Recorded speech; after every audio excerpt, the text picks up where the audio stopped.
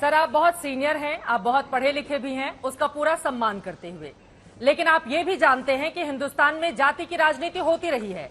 अगर पहले विधानसभा या फिर लोकसभा चुनावों में आंकड़ा क्या था, सबसे ज्यादा प्रभाव वाले कौन लोग थे, उसको मैंने बता दिया तो मैंने कोई गुनाह नहीं कर दिया योगेंद्र यादव जी। और मैंने ये भी बताया कि मंडल कमीशन की सिफारिशें जब लागू हुई उसके बाद परिस्थितियां बदल गई हैं, तो इसको बार बार ये कहना कि चित्रा त्रिपाठी जी ऐसा था, ये ठीक नहीं लगता है योगेंद्र जी।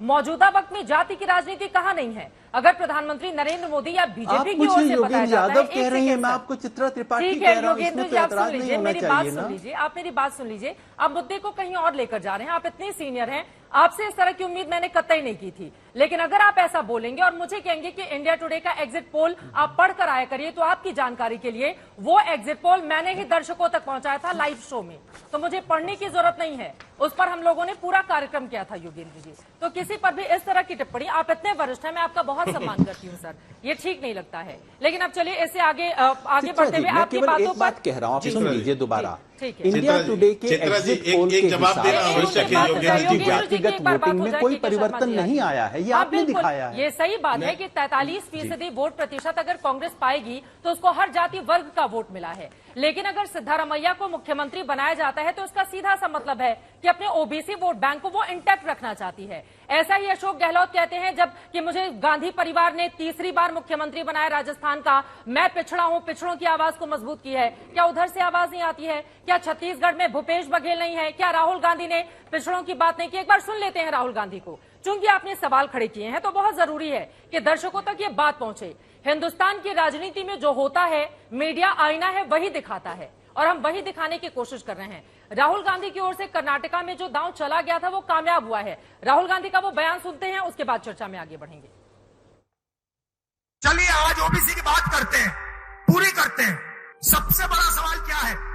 अगर हम ओबीसी की बात करते हैं, दलितों की बात करते हैं, हिंदुस्तान के लोगों की बात करते हैं, तो सबसे बड़ा सवाल क्या है कि किसकी कितनी आबादी है।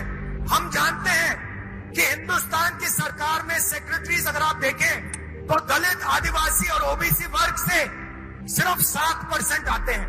मतलब हिंदुस्तान की सरकार की रीढ़ की हड्डी जो है secretaries of government of India, उसमें से सिर्फ 7% दलित, आदिवासी और ओबीसी वर्ग से आते हैं। तो अगर हम धन बांटने की बात करें, अगर हम सत्ता बांटने की बात करें, तो पहला कदम ये होना चाहिए कि भैया किसकी कितनी आबादी है। यूपीए ने, कांग्रेस पार्टी ने 2011 में कास्ट बेस्ड सेंसस किया, पूरे देश की जातियों का डेटा उस सेंसस में है। मोदी जी, आप ओबीसी की बात करते हैं, उस डेटा को आप पब्लिक कर दीजिए। अगर सबको भागीदार बनाना है, सबको इस देश की प्रगति में शामिल करना है, तो ये तो मालूम होना चाहिए कि कौन कितने हैं। और अगर आप ये काम नहीं करेंगे तो ये ओबीसी पर अपमान है। आपने ओबीसी की बात की, देश को दिखा दीजिए देश में कितने ओबीसी हैं, और फिर देश को समझाइए कि आपकी सरकार में सिर्फ 7% सेक्रेटरीज ओबीसी, दलित और आदिवासी में से क्यों आते हैं। दूसरी बात, तो एससी और एसटी का कोटा है, उसको उनकी आबादी से प्रोपोर्शन कर दीजिए। और तीसरी बात, जो रिजर्वेशन पे आपने 50% का कैप लगा रखा है, उसको हटा दीजिए। फिर बात करते हैं ओबीसी का अपमान कौन करता है। राहुल गांधी ने अगर ओबीसी पर इतने ज्यादा बयान दिया तो इसके पीछे का सीधा सा कारण था मोदी सरनेम को लेकर जिस तरह के आरोप उनके ऊपर लगे थे, उसकी काट ढूंढ कर लाई थी कांग्रेस पार्टी। और यही कारण रहा कि राहुल गांधी ने लंबा चौड़ा भाषण दिया। और दर्शकों की जानकारी के लिए यह भी बता दूं कि हिंदुस्तान की राजनीति की बुनियाद ही जाति पर है। आप जितने भी आर्टिकल हैं पुराने निकाल कर देखिए, जिनमें बार बार इस बात का जिक्र मिलता है कि ब्राह्मण और ठाकुर मुख्यमंत्रियों को बनाने का काम इसी कांग्रेस पार्टी ने किया था, जो अब एक बहुत बड़ा शिफ्ट कर रही है, क्योंकि बिना ओबीसी के 2024 की राजनीति उसके लिए मुमकिन नहीं है। के शर्मा जी, आप अपनी बात कहिए, उसके बाद बाकी मेहमानों के पास आऊंगी। बोले के शर्मा जी, उनकी बात पर आपको जोड़ना चाह रहे थे। देखिए, अभी योगेंद्र जी ने मेरा नाम लेकर कुछ बातें कही, या तो वो मेरी बात समझ नहीं पाए या समझ के भी ना समझ बन के, क्योंकि उनको अपनी बात मेरे ऊपर रखनी थी। मैंने क्या बताया था योगेंद्र जी? मैंने ये कहा कि हम जाति की राजनीति पर फेथ नहीं करते, लेकिन आज यदि ओबीसी की आप बात कर रहे हैं, ओबीसी समाज की, तो सबसे ज्यादा यदि सांसद जीत के भारतीय जनता पार्टी के आते हैं ओबीसी सांसद, तो इसका मतलब है कि ओबीसी समाज सबसे ज्यादा विश्वास आज प्रधानमंत्री नरेंद्र मोदी जी की सरकार पर करता है।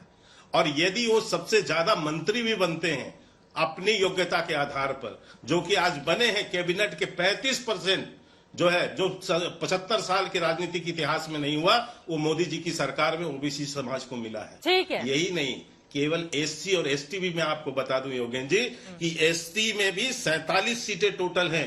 31 सीट जो है भारतीय जनता पार्टी जो है जीतती है और उतने इस समाज का पूरा हमें जो है विश्वास प्राप्त होता है। एससी के अंदर में 84 सीटें, 46 सीट हम जीतते हैं और उनको प्रतिनिधित्व भी हम देते हैं। आज केंद्रीय मंत्रिमंडल में 12 एससी मंत्री हैं और एसटी 8 मंत्री हैं। ठीक है। ये उनकी विश्वसनीयता, जो विश्वास हमारे प्रति उनका है, इसका मैंने आकलन करते हुए आपको बताया कि आज पूरे देश में आज हर समाज, हर वर्ग का व्यक्ति सबका साथ सबका विकास के नारे के साथ भारतीय जनता पार्टी के साथ खड़ा है और नरेंद्र मोदी जी के नेतृत्व पर जो है अपना विश्वास व्यक्त करता है। ठीक है, अब जवाब ले लेते हैं, बाकी लोगों को भी चर्चा में शामिल करते हैं। ठीक है सर, ठीक है। जातिगत जहर की जो है वो कल्पना लेकर आप समाज में जो है संदीप रागी जी भी हमारे साथ जुड़ चुके हैं। योगेंद्र जी, लेकिन पहले आप जवाब देना चाह रहे हैं। मैं तो सिर्फ इतना बता रहा था शर्मा जी को, 2 वाक्य इनके एक साथ जोड़ के देख लीजिए। कहते हैं हम जाति की राजनीति नहीं करते हैं, सलाम है। दूसरा वाक्य है लेकिन, देखिए, लेकिन हम मंत्रिमंडल की सूची जारी करते हैं जिसमें मंत्रियों के नाम के आगे जाति लिखी होती है। अब ये आप सोचिए, ये विडंबना नहीं है, मजाक नहीं है, तो और क्या है।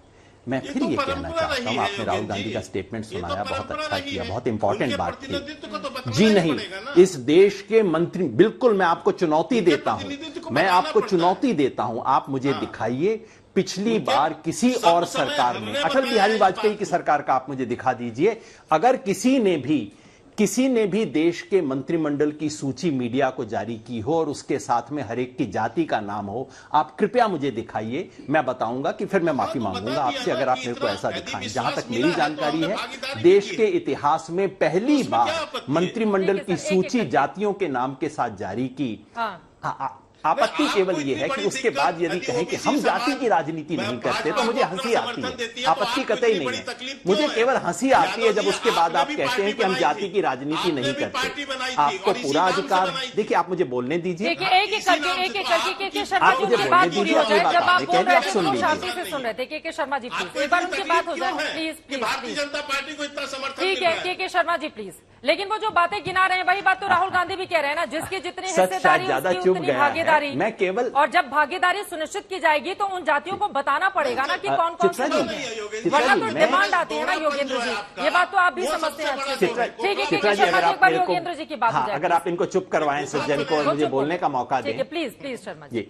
मैं कह रहा था इन्हें पूरा अधिकार है ये सब करने का, लेकिन उसके बाद ये दावा करने का अधिकार नहीं है कि हम जाति की राजनीति नहीं करते। आप कीजिए ना।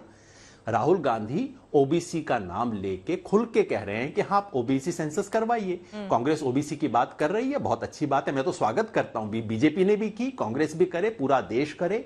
इस देश के हाशिए पे जो भी लोग हैं उनकी राजनीति जो करेगा उसका स्वागत होना चाहिए, क्योंकि उससे देश आगे बढ़ेगा। शर्मा जी ने बहुत अच्छे आंकड़े बताए एससी एसटी वाले, और आंकड़े उनके बिल्कुल सही हैं। ये बात सच है कि बीजेपी ने एससी एसटी सीटों पे बहुत अच्छी सफलता हासिल की है और बीजेपी ने ओबीसी में भी बहुत अच्छी सफलता हासिल की है। बीजेपी ने एक जातीय रणनीति बनाई है, कांग्रेस उस जातीय रणनीति की एक जातीय काट बना रही है। खुल के हम बात करें ना। और राहुल गांधी ने जो कहा है ओबीसी सेंसस की बात, ये तो बताइए इसका ऐतराज क्या है? क्या बीजेपी ने स्वयं 2010 में इसकी मांग नहीं की थी?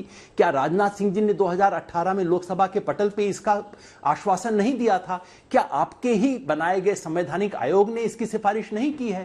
तो ऐतराज क्या है इसमें? कहां दिक्कत की बात है? दिक्कत इस बात की है ना कि 2011 में जब जनगणना हुई थी तो मोदी जी के आने का इंतजार किया जा रहा था आंकड़े जारी करने के लिए। दिक्कत इस बात की है योगेंद्र यादव जी, ये सवाल कांग्रेस पार्टी से पलटकर पूछना चाहिए था कि जब मनमोहन सिंह सरकार में 2011 में जातीय जनगणना कराई जाती है तो उसके आंकड़े 3 साल के लिए छिपाकर क्यों रख लिए जाते हैं?